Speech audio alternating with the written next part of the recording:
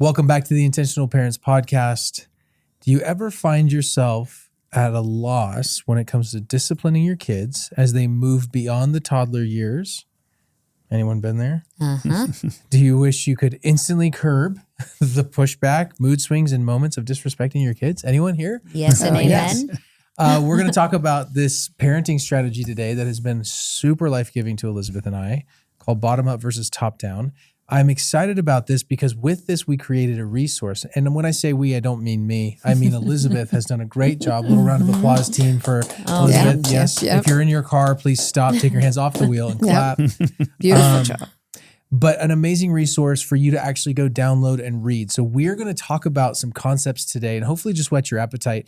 We won't have enough time to go through all the content, but what we will do is go through some of the concepts and for more actual detail into each situation, including how do you apply this to kids with neurodiversity and maybe different needs in the family. That's what the resource is for. So click the link in the show notes. If you are listening, do that.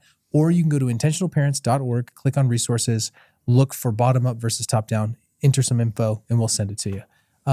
Completely free. Please get this resource. It's an easy thing to grab. So we want to talk about it. So I'm going to hand it to the master of ceremonies. Before I do, thank you everybody who has rated, subscribed, and followed along. Remember, subscribing is super helpful for us and for you. Anytime we drop new content, you know about it, helps us build the community that we're in. So please do that. And if you want to watch this, you can go to YouTube and watch it. But master of ceremonies, take us away. Where are we now going? I feel all this pressure. No, I'm just supposed you're to, guiding have how about, hey, would you like to start the conversation? Does that help? Sure, I'll start the conversation. Okay. Well, I think you started it with like the first question. Do you ever find yourself at a loss of knowing how do you discipline and teach and train when it's not so simple? Yeah. I think for us, as our kids have gotten older, and I think for any parent, as your kids get older, it gets a lot more complicated. And it doesn't mean it's not hard in the beginning, but it's pretty clear. Like I have so many memories of Duke running away from me. And like the right thing to do is to chase after them so that they don't get hurt. I have like actually a vivid picture in my mind of me being like, I think like 38 weeks pregnant with Scarlett. Oh, I remember this. And Duke was 2. Ooh. And I was leaving the pastor of the church that you were on staff at, leaving their house. And Duke decided he thought it would be hilarious to run down the middle of the street as fast as he possibly could. I'm in heels because I used to wear them still at that time. I do not anymore. At 38 weeks pregnant, that is amazing. Running as fast as I can because he's in the middle of the street and he was fast. So it's pretty clear what needs to happen in those scenarios. Because stories are what make this even more colorful. I thought you were going to share the story of when you were almost about to give birth to Scarlett. And you're like, honey, I know you've been wanting to hang out with your friends. And so I had a guy's night. And I go out I'm like almost to the guy's night, which is like 20 minutes away to one of my friend's house. Oh, yeah. And Duke had freaked out about something. And he had accidentally... It was time to go inside and he not ride bikes had anymore. hit your stomach or something. He was really mad. He was really mad. And just a normal, like almost 3-year-old tantrum. Just freaked out, right? It could have happened to anybody. But I get a call from you saying... I'm not quite sure what to do. He's still freaking out. Yeah, and he like, hit me. And then you're like, I think I need you to come home. So I had to call the dudes and I was like, listen, I'm going to be late. I've got to do a parent thing. And so I went back and I remember... when he knew that I came back, his little face, I just remember his little like, oh my gosh, what have I done? This is a big deal. And those were easier times. I mean, they really were. They were easier times. They didn't feel like it at the time. Those were actually easier times. Yeah, but I mean, as our kids get older and the issues change, and if your kids still have issues as they get older, they are normal. They are human, just like we are. It can get a little more confusing on how do you handle when they're upset with you and being really disrespectful? How do you handle it when they downright disobey you, but they're 15, they're not 5, and not just be handing out punitive punishments all the time that just don't seem to match the crime, but you feel like you need to do something. That's kind of what this resource was birthed out of us just seeking help. And people much smarter than us, just helping us kind of bridge some of the gaps we were feeling in our parenting. Big time. Because, and mom and dad, you guys can speak to this, the generation that that Brooke and I were raised in, and I think a lot of the listeners who were being raised by Christian parents, there was a lot of what we now call kind of like top down, like a behavior happens and it's met with a consequence or a don't do that because I said so, or met with a scripture, or just a like the focus was on the behavior stopping. Yeah. Yes. Understandably, that's what we all want. We don't want these big negative behaviors to be happening all the time. We want them to stop. Yeah.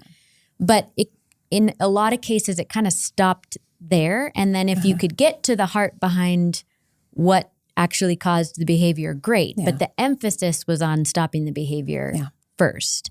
And so I've noticed, or we've noticed together, that instinctually, that's what we want to go to first. Yeah. And I think part of that is just being human. When your kid's being loud and crazy or yelling at you, or like you want it to stop because it's overwhelming. Yeah. But I think especially sometimes in Christian parenting, because we want well-behaved kids. We want kids following the way of Jesus in their heart and in their behavior, you know? Yeah. And maybe a little bit because we feel like we're counterbalancing the extreme permissive, hands-off, almost abandonment parenting that we see kind of everywhere. So, one pendulum swings to another. Well, 100%. That's exactly you're heading straight to where I was going to go, is that you have that a lot of us came from. And then as culture does, as the church does, we've swung all the way to the opposite extreme where it's all about your child's emotions. Yeah. You don't say the word no. I mean, I'm talking on the extreme end of things. That it's all about how they feel, or even expressing to them how they're making you feel. Yeah. And we see these extremes, and I think as usual, as the way of Jesus usually is, there's balance in both is actually what we want to strike. But oftentimes it can leave us like, how do we strike that balance? How do we have firm boundaries around our kids that make them feel safe, that help them grow, while doing what maybe some parents in our generation weren't able to access, while speaking to their emotions, helping them understand what they are feeling, us understanding what they're feeling, helping peel back those layers. So maybe before we move on, Mom and Dad, because that was the era of the church where your guys' faith was coming alive. And, and a lot of the parenting ministries you followed was really promoting that type of top-down approach. Am I right about that? Yes and no. So it seemed extremes even then, because that was, when I had you kids, that was the beginning of demand everything. Demand feeding. You never tried to get your child to sleep through the night. That was, there were no schedules. Everything was responding to your child. Yeah. So that was because the pendulum swung from my parents' era, where you only fed your child every 4 hours, no matter what, from the very beginning, So it is that pendulum constantly back and forth. But there was a lot. I mean, I remember us going to a parenting seminar that just sounded so good. I mean, it sounded like ironclad guarantees. Just do what we do. They had 2 girls. No boys. Just do what, and they were both very mild-mannered, gentle, reasonable people. And you won't have any trouble with your kids too. But it was very strict. Yeah. And going to our children's pastor, who was an older woman at the time, really wise, consulting with the Billy Graham team. She was one of their teachers for their seminars, church seminars. And she sat down and evaluated the whole thing and said, this is a behavior modification way. Yeah. Don't stay clear of it. So even then we were learning, like, it's not about top down. Yeah. I'm going to make your behavior change or else. Yeah.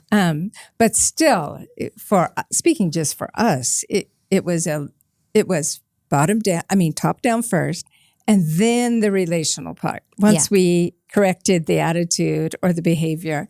And so it's one of the reasons I'm so excited about this is because I would have taken to this immediately. I would have gobbled this up, because instinctively, as a mother, I just feel like, yes. This is This makes so much sense. It's just a reversal. It's not like an extreme. You're not going off on one or the other. Yep. It's just what you start with. Yeah. Yeah. So Okay, keep going, because this is good. Which we're going to get to in just a minute. But before we do, I think it's important to highlight how God parents us. Yes. Because I do he too. parents us. And not just when we're children. We are all children of God forever, no matter how old you are. Makes me think of Romans 11:22 that says, "Consider therefore the kindness and sternness of God." Yeah. Both. It's two things. And where is that scripture? The kindness of God leads to repentance. It's in Romans. Yeah. Yeah. What a reversal. But maybe can I highlight, because you're going to go in this, and I know that conversationally I want to highlight. There's kindness and firmness, and we talk about this, and especially when we speak places. But kindness and firmness is so important and effective. Let me share a story about kids vaping in public. Just yesterday, I was at a coffee shop, and I didn't want to go back to the office, and I was like, it's just closer to go to this coffee shop. So I go there. Come to find out that Scarlett and some of her friends were being dropped off at this like same outdoor mall type space because it's spring break, and they were like, we want to hang out, and so it was great. So there's like a lot of kids just like in and out of this situation at this coffee shop, and I walk in, and this kid who had actually been over to our house before, and a group of his friends were just kind of sitting at this coffee shop, not buying anything, just like, typical teenage kids just jumping around, hanging out, trying to find some stuff to do. And one kid is just vaping hard, like just big puffs of vape blowing in his shirt. His shirt's just filling with vape. And I'm like, this kid's completely clueless. He's going to asphyxiate him. I was like, you're going to mess with everyone else too. And there's like babies around. And of course, places don't allow you to do that. So I knew Duke's friends. So I was like, kindness and firmness, I was like, I'm not these kids' parents, but like, you can't smoke in public and like, this whole thing. So I walked over, I was like, met the kid. And then these kids were vaping. I was like, heads up, they know that you're vaping and they're probably going to kick you out. So I'm just giving you a quick heads up that you're going to get kicked out. You probably just go. And his kid's like, yeah. And he's just wigged out of his mind. And I was like, and I was just sitting there. And then a whole other group of kids came in, did the same thing, different group of kids. It was really interesting to see. It was sad for the culture that we live in, and also just like interesting. And I just kept thinking with these kids, they need people that are in their lives who are going to hold the line that they're not willing to hold, to say the hard thing, and then sit with them through the real confusing pain that, they're obviously going through. And it just reminded me so much of this whole premise of like, man, our kids need us to be so kind, because if we're not, they will reject so much. But they also need someone to be the line to say, this is not good for you. Trying to chase how you feel or to numb your feelings with any sort of narcotic or whatever, like, it's a really bad go, and it's going to ruin your life. And anyway, that's like a very broad example. Yeah. But I mean, I'm thinking of our kids on the daily, how many opportunities and really moments we have to be kind and firm. And when we're just firm, we risk crushing them. And when we're just kind, we risk them blowing up our world. Because when we're just kind and we give them no structure, they're just like, what are you talking about? I don't have to do anything you want. It's like you have to protect them from themselves. Can I throw in a couple scriptures? Well, the only thing I wanted to say was, even today we were leaving and coming to podcast, like, Duke, you have a couple things you got to do. And his comment was, yeah, I'll see if I get to them. It's like, oh, interesting. Well, no, let me restate. You will get to those things. Let me just remind you, I'm the parent. Yeah, so but like those moments come out, like he's almost like thinking my kindness of me saying it nicely is like suggestive. Like, no, I'm just being nice. I mean, you still have to do it. I'm paying the mortgage, so the bed you sleep in is in a nice warm house. They also don't like that. I mean, it's they true. don't They like don't that. like when you remind them of that. No, I just wanted to reference what Elizabeth quoted. We're talking about how God parents us. Mm-hmm. Yes. And, remember, we say all the time that we parent out of relationship. Yes. Well, he parents us out of relationship. He loves us so much. He sent his son to die for us. But the verse that Elizabeth referred to is Romans 2:4, where we're encouraged not to take lightly the riches of his kindness and forbearance and patience, not knowing that the kindness of God leads you to repentance. In other words, when we realize how kind he is and how patient he is with us, it should lead us to, Lord, you're so good. I don't even deserve you being that patient and kind with me. And as far as how God parents us, Proverbs 3, 11 and 12, which is actually quoted in Hebrews as well. In Hebrews 12, my son, don't reject the discipline or the training of the Lord, or loathe his reproof. For whom the Lord loves, he reproves. This is the justice part, the sternness part. Even as here's how he does it. Even as a father, the son in whom he delights.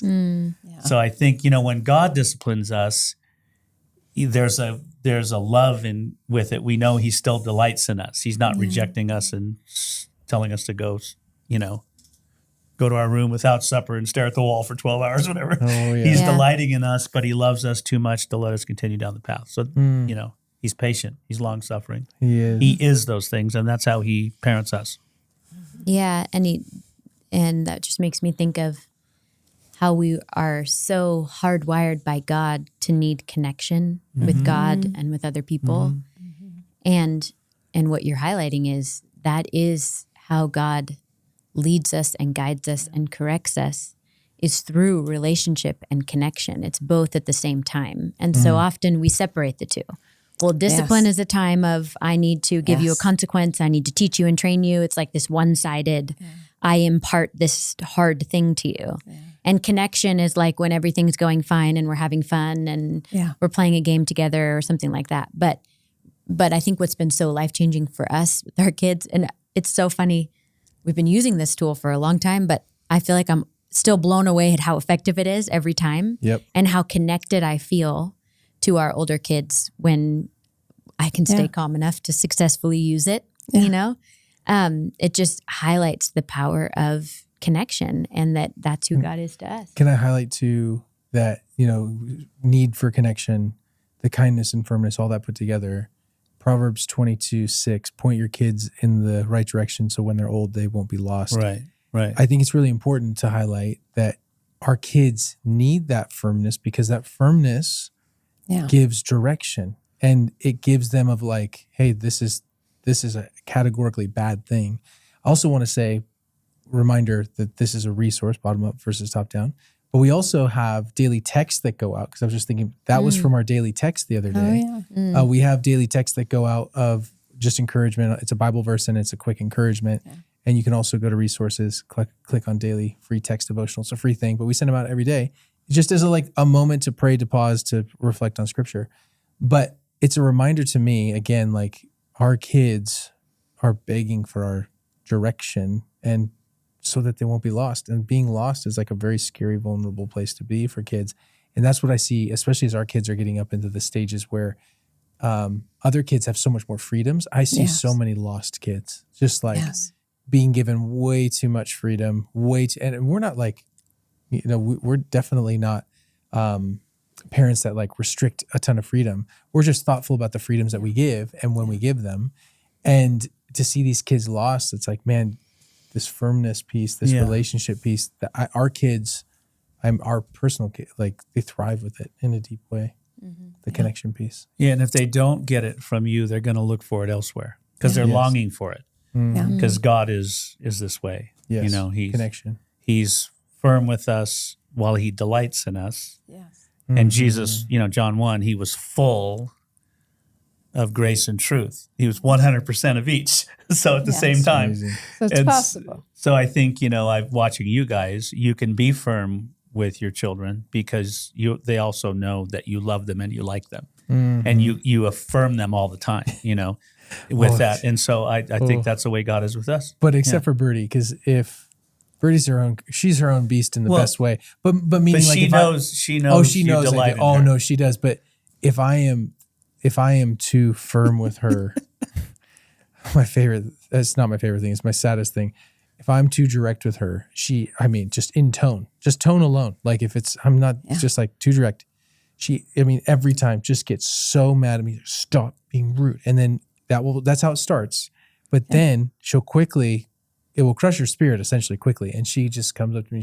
And I remember just even recently, she's just crying. She's like, please don't speak to me that way. every time you're so firm, it just hurts my feelings. Like she's just, Which is so funny because she, let's just say it's very different with me. yeah. And so I'll just be like too firm. She's like, please stop being too firm with me. And it's a great reminder to me of like, wow, like you can crush your kid's spirit. To me, that also speaks to connection and knowing your kids, because all of our kids are different. Yeah. And so each of our kids are going to need a different, I guess, ratio of that combination to be able to get to their heart. Because remember, that is the goal. The goal is not to crush the behavior so that we have these kids who look perfect on the outside and our family looks like, you know, we have these perfectly behaved kids. The goal is to get to their heart. And so that they can come to us with their biggest mistakes, their biggest failures, that they can be angry and in our face and they know we love them no matter what. And that they can come to us with anything and they're not going to be met with shame. They're not going to be just disciplined. They're going to be seen and heard. And that word shame is really important because I have overheard parents who are trying not to get mad at their kids, not just stomp them, but still use shame in their address instead of understanding. And so I'm really hoping you'll be able to really explain thoroughly what it means to go bottom up, because it's not just a sweet version of stomping the discipline and shaming the person for having dared to be like that or lied to you or, you know, not done what you asked them to do. And I think that's what that mentor, that older mentor, was so valuable to me because she expressed exactly what you said, which was countercultural in Christian circles at the time, which you're after their heart. And then when we were studying for the beginning of, you know, the first conferences that we did on teaching, and we needed to include something on discipline, even though spiritual formation has always been the main subject that we talk about. It was necessary to talk about discipline in the early years, but what really struck me is that almost, I would say 99% of God's so-called discipline, which is training, 99% of it is conversation. He's speaking to us. It's communication. It's, you know, reproving us sometimes, saying, you know, I don't. Sometimes a little bit stronger. It's encouraging us in all the right ways. It's coming alongside us. And like what the verse you read, Phil, delighting in, I mean, if you can hold those two in tension, delighting in your child, even while you're correcting their behavior. Because the correction's important. Sure. And also the huge emphasis on there has to be a consequence for every misstep. I think it's a big mistake because I could not live close to the Savior, to the Father, if I felt like he was, every time my thinking was off, every time I just deviated at all, he was just going to slap a consequence on my life. I would never want to go home to God if that's the way he treated me. So we have to remember that too. Not every behavior really ends up needing a discipline. A lot can be solved just by sitting down and doing what you're about to tell us. Okay, so now everyone's probably like, okay, get to it already. But to remind everyone, this is a resource, and so we are only going to be able to, I mean, I wish we could have time to go through all of it. We just really won't because it's just way too much. But we'll just highlight a few, but just make sure, again, you can go to the resource page and check that out. Yeah. So Mom already touched on it, but really what we want to do is rather than top down, we just want to change the direction, so we call it bottom up. You want to start at the bottom, meaning what is behind the thing that's coming out. It does not mean, and I will say this a few times to make sure everybody hears it, it doesn't mean you don't address how they acted, what came out, you know, the negative stuff that you have to at least address. Doesn't mean you don't touch it. It just means it's actually the last thing you do. And it'll make sense as we go along here. But so you just think in your mind, if that's your instinctual response, just change the direction. I'm going to change the order and how I'm going to do things. So say you're a teenager. This is hypothetical, but maybe it happens all the time in our house right now. Our kids are like your kids. Yeah, exactly. So say your teenager asked you to do something with friends and you say no for whatever maybe you have really valid reasons, and they're really upset and they're disrespectful and telling you you're way too strict and, whatever the thing may be. They're over responding to the fact that you said no because they really don't like it. Instinctually, you're going to want to respond with, they're not allowed to talk to you that way. They need to be respectful. They need to stop being so in your face. And all of those things are important.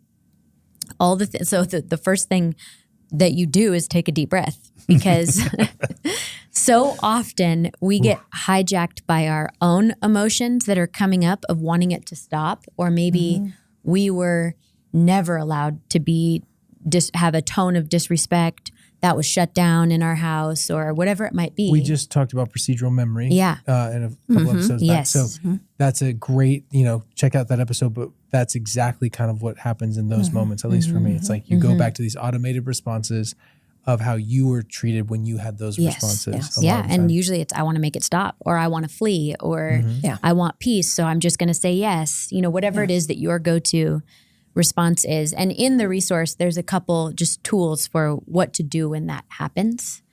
Because those feelings that are coming up for you do matter. Yeah. They just need to be set aside for the moment, because you're going to miss the kid in front of you if that's what overtakes you. And it's human for that to attempt to overtake you. But if you can just pause and take a deep breath, and before you correct them, just say something to them like, I see that me saying no made you really upset. Do I have that right? And then just stop. Like, don't say more words. Don't tell them all the reasons why they shouldn't feel that way. Just stop talking and see what they have to say. And usually they're going to come back with the same intensity. Yes, it's upsetting because you're so strict and you're so whatever. But just keep reflecting back to them what you hear them saying, and asking them. This is the key that I've found really helpful with our two older kids, is when you reflect back to them what you hear them saying. Okay, I hear you saying you think we're way too strict and you want some more freedoms. Add the phrase, do I have that right? Yeah. That is like magic. Like, something about saying that makes them feel like, oh, they really want to know. Yeah. Because so often, especially with our teenagers, but I think anybody, but I think especially teenagers, they just need to know that they're heard. Yeah. They know that you're probably not going to change your mind with the thing that you said, but they need to be a part of the conversation. Yeah. This just happened the other day with our daughter, and I won't share the specifics, but after she had kind of calmed down, the thing that she needed me most to know is that she wanted to be included in the decision that we had made. And it was hard for her that we just told her what the decision was. Yeah.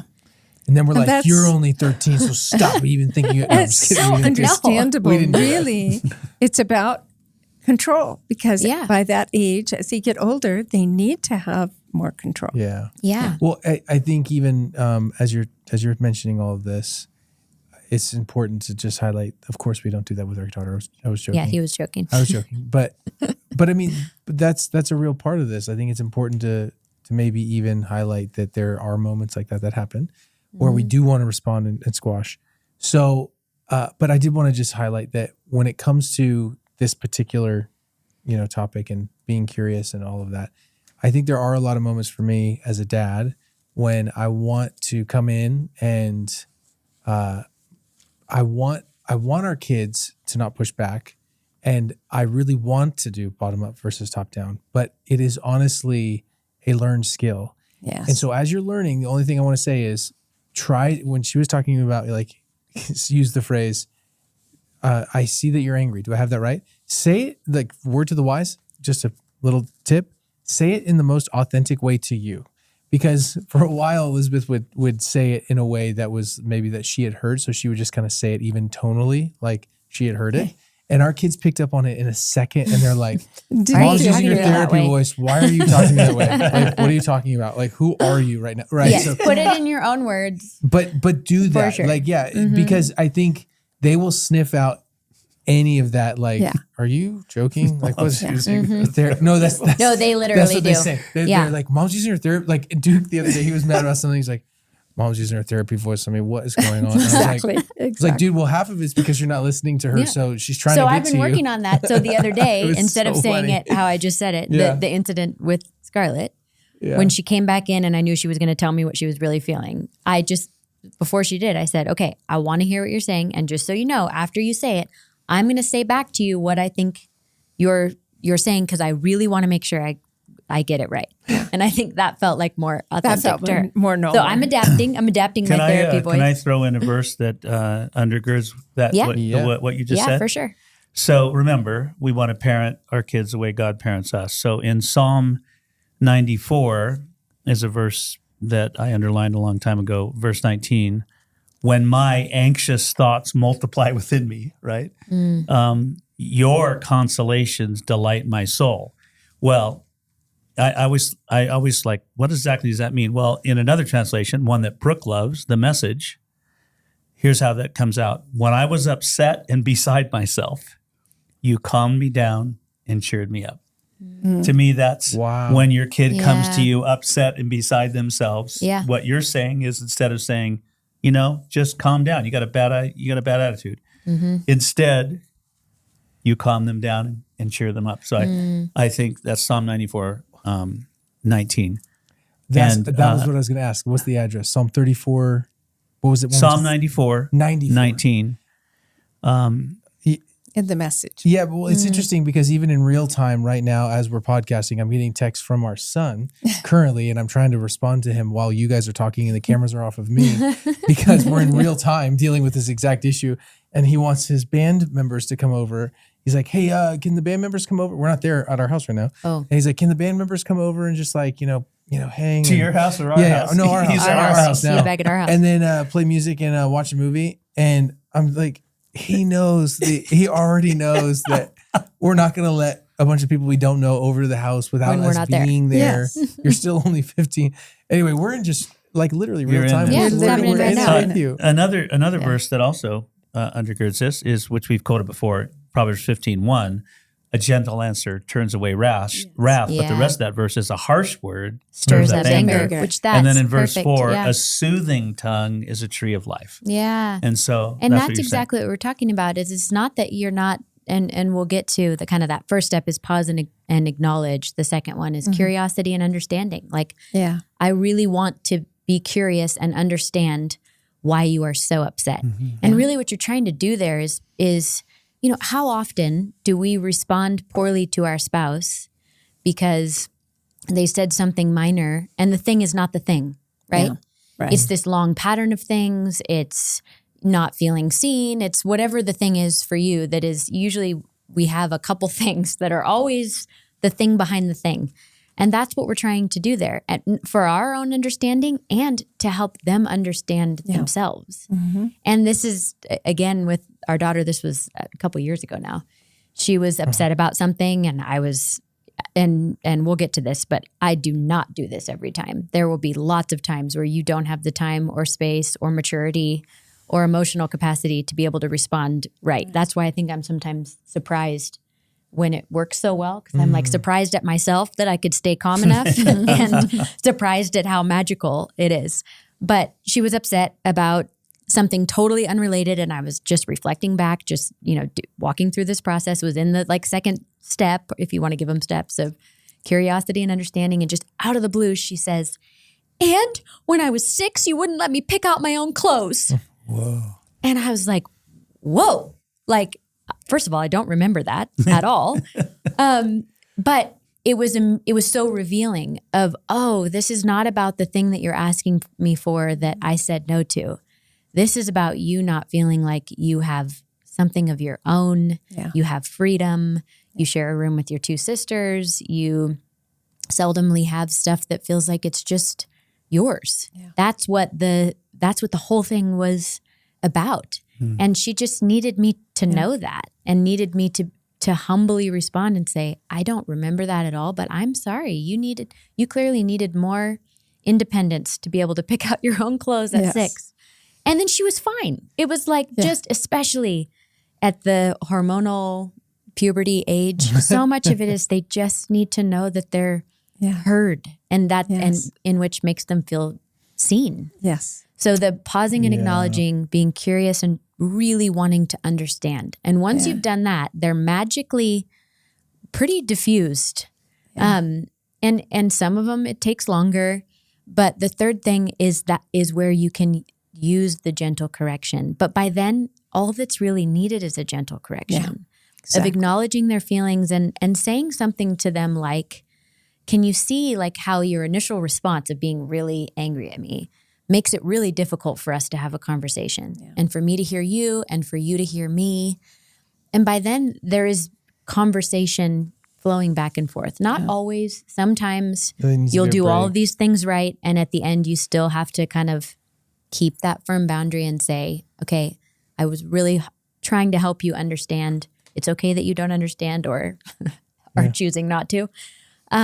This is still the boundary we're going to hold. Maybe just to even highlight just to maybe even make it a little more real with neurodiversity, this is going to look different. So that's just a fair thing. With Birdie, this is not the same thing. We do a lot of things. We talk about that a lot in the resource, and replays are what we do right now.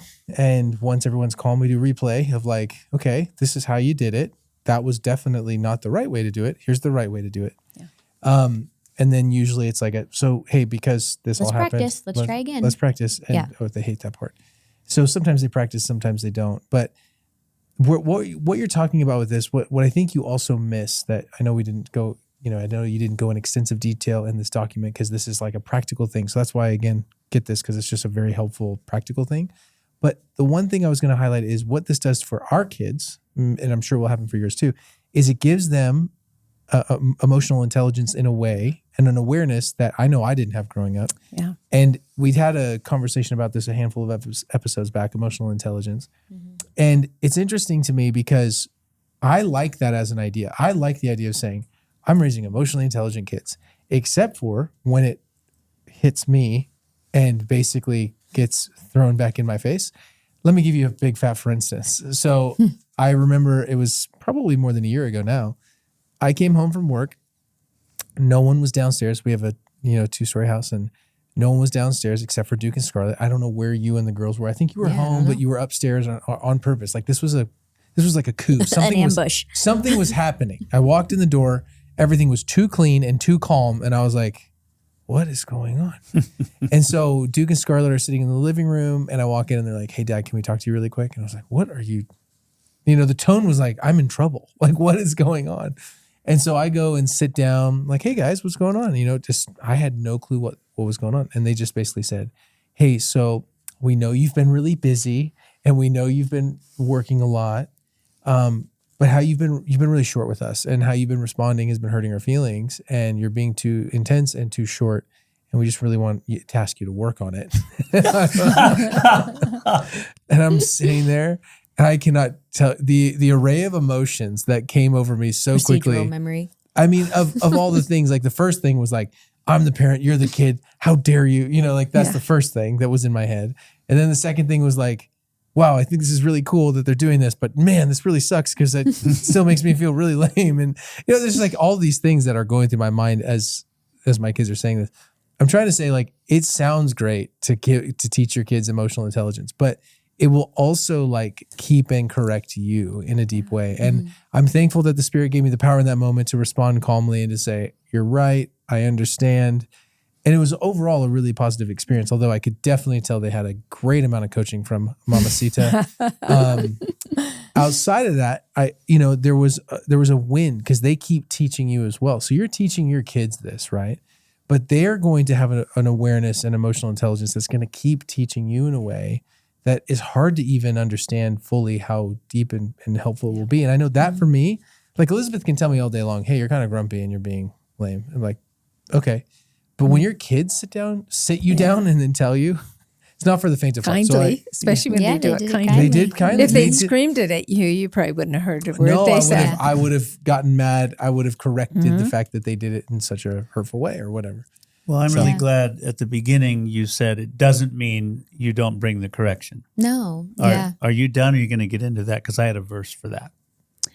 No, go bring your verse. Well, just that, you mentioned like it's not going to work if you just, your son or daughter does get in your face and anger, and you just, Yes. you just either go to your room, I'm not going to talk to you.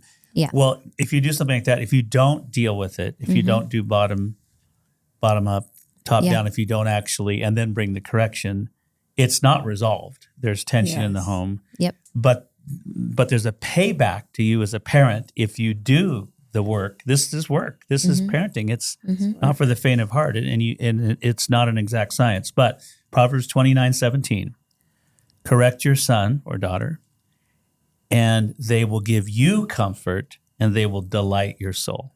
And so I think that when you see them growing in emotional intelligence, you see them growing in an understanding of who God is, and you see them responding, and you did the relational work to bring the conflict to resolve it. Yeah. There's a delight there, and there's more peace in the home. Yes. And there's more delight in your heart. And that's You're what right. that verse says. Proverbs 29:7. So there's a That's payback. beautiful. Yeah. It's not like I'm for doing what I sure. have to do just because I have to do it because I'm the parent. No, there's a joy that comes, and then you're actually teaching them how to resolve conflict. And you're going to have a greater joy when you watch your own kids Yeah. able to do this because they actually learned it from you. Yeah. And that's ahead for you guys. But when you see that, it's pretty Yeah. cool. For us to watch Well, you guys, I mean, I've seen this for years. You were able, because you did the hard work in the really young years, the birth to 5 years. By the time your kids were 6, you could sit down and talk to them and just bring a gentle correction, and it was resolved. You didn't have to go any further because they already knew that no meant no, and they already knew that there was an authority in the home and that they were loved. And it was years of you laying that foundation that enabled you then to do this kind of correction. So And we You're have seen so many parents do the opposite. Right. In those early years, they just let things slide because they're cute. They don't know what to do.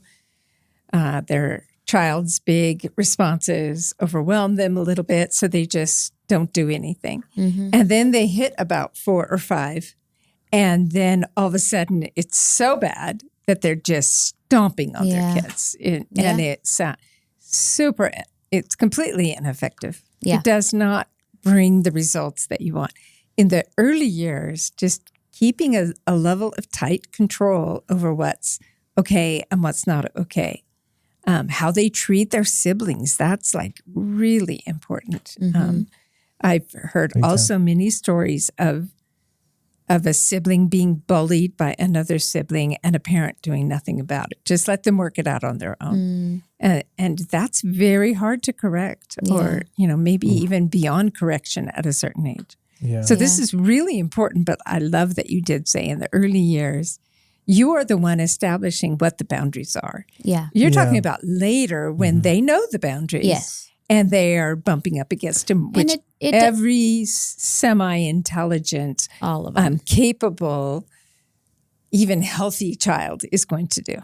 Absolutely. And it's not a bad thing. I mean, you might walk through this whole process and you might change your mind at the end because the stuff they've said to you is important and they gave you a different perspective and that's important. We did a whole episode on that. It's okay to change your mind. It's okay to let your kids change your mind about some things. Yes, it is. And it's not that this doesn't work when your kids are little. It just looks different. It's shorter. Yeah. It doesn't work real well with the 2-year-old. I mean, you can do a quick, wow, I see you're really mad. But like helping identify really. the emotion, but sitting with them in it in the same way that we just described is just, that's a little challenging when they're real little. But slowly just adding this over time and maybe making it longer, I guess. Maybe doing it from the beginning, but adding length to it as they get older. And really, we talk a lot about keeping the end in mind. Really, our hope is what you said, Dad, that like, obviously this will affect how they work things out relationally in all of their relationships. But more than anything, we want them to know that they can come to God a total mess, not having done it all right, not saying it perfectly. They can come to him like David in the Psalms, who you read some of those and you're like, wow, he talked to God like that. Yeah. And then you see his process with God, and by the end, he's praising God and trusting God. And we want to show them we're that example to them. We're exempling the Father to them, that they can come to us messy. And we're not just going to focus on their behavior. We're going to meet them where they're at, and we're going to be gentle, but we are going to guide them. We are going to correct them. And when I was kind of writing up this resource, I read Matthew 11:28 again, the come to me, all who are weary and burdened, and I'll give you rest. And it just stuck out to me in a new way of it doesn't specify exactly how we come and what we say to God. I mean, it says we come weary and burdened. Yeah. But there's a lot that could be read into that. Upset, depressed, like whatever it is, anxious. Yeah, because when I'm weary and burdened, I'm not at my nicest or most respectful by any means. It just specifies that we come. Yeah. Yeah. And I so love that insight. I think just if we can instill that in our kids by inviting them to come in whatever way they show up and being patient enough to sit with them. Because by the time they are older, if you've done that foundational work, like you said, Mom, they know. They know that how it's coming out is not okay. Yeah. And the beauty of this is that by the time you kind of get to the top, if you started at the bottom, they're correcting themselves. Yeah. They're apologizing to you. There's not, I mean, some kids need more prompting than others, but more often than not, the correction is just unfolding out of the relationship versus you having to come in with this hammer. Yeah. You know? So I have a question. Yeah. If this is a new concept to parents. Yeah. Which it is, I think, to a lot of parents.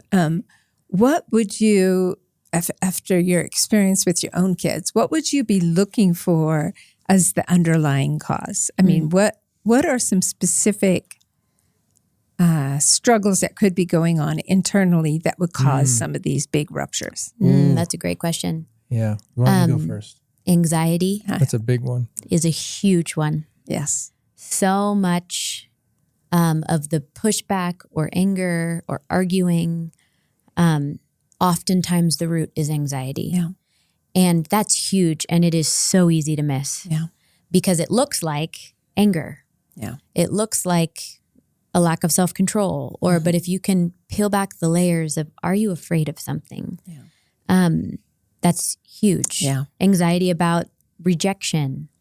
Or sometimes it could be self-conscious, like how I was you going to say, feel. looking different, looking Whether or that's being looks different. Or even around technology. Like, man, we get so many sideways emotions from our kids about technology. And when you peel it back, it's not actually that they don't respect the lane that we're landing in when it comes to technology, phones, how we're going to use phones and all of that. It's that they feel uncomfortable about being different and what that means socially. Yeah. And then, so my response when there's a big emotion there, it has to go from like, well, get over it. This is what we're doing to, man, it must be really hard to be the only one that's different. And I can understand that. That would be hard for me too. And then tying, not even trying to over spiritualize it, but tying it into like, this is actually one of many ways when you follow the way of Jesus where your life is going to look and be different than than the majority of people that you're around if you're in school, as an example. Yeah. Mm-hmm. And so I know this doesn't feel good, but we do truly believe that this is the best path forward for your flourishing. Yeah. Mm-hmm. And it's all to say, like, there's a lot of these sneaky things.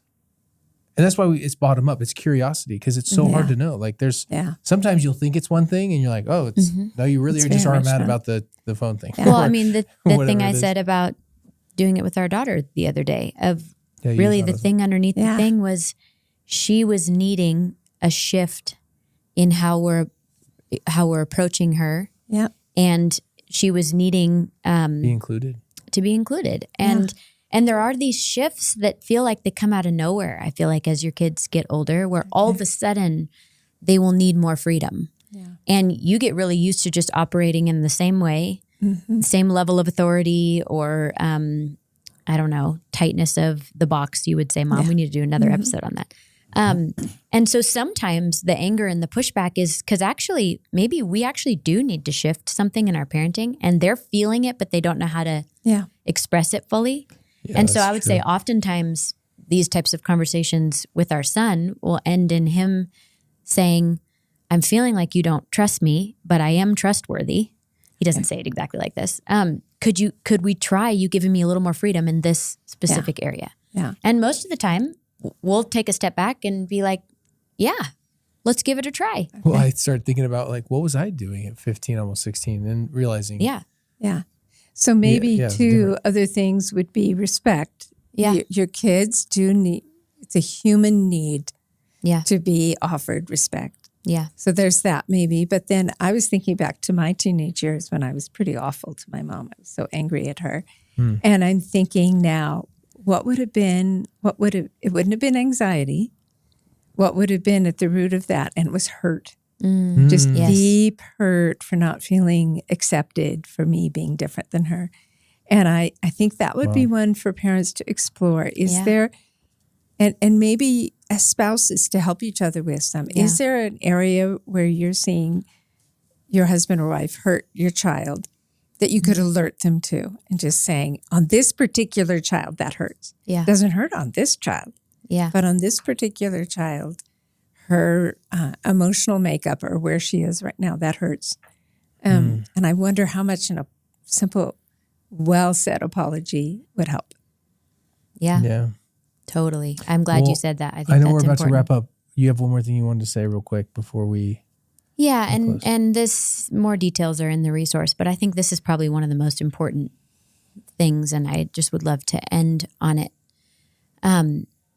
You aren't going to get this every time. Yeah.